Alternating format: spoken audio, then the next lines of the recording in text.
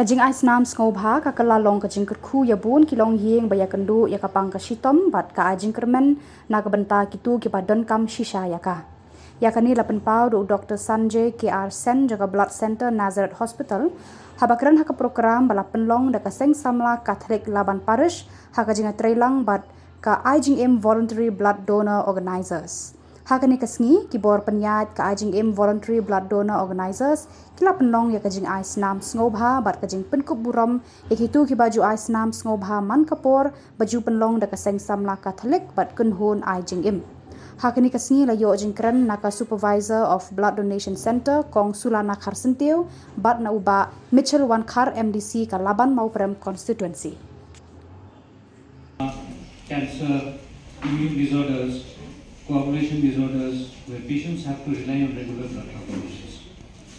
Blood and blood products are also crucial for responding to emergencies and fighting infectious diseases. However, we face a significant challenge in ensuring adequate and safe supply of blood. World Blood Donors Day is a global event that was celebrated on 14th of June, which is celebrated every year to raise an awareness about the importance of blood donation, voluntary blood donation. Every single donation can make a difference in someone's life. It not only helps in patients, but also their family and community too. So before I conclude my speech, I would like to thank everybody once again for being a part of this altruistic endeavor. Thank you very much.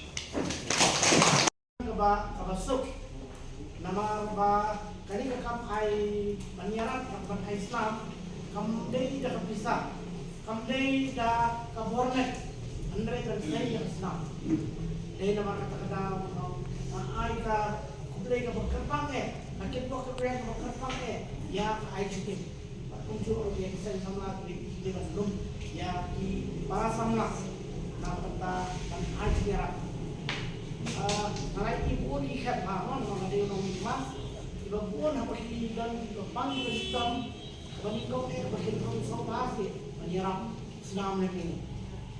But ibu pun orang mikmat, mending orang buat pengadang lek kan dengan dia di CM barin juga diskonsel dibatin, nalai ibu pun hantu,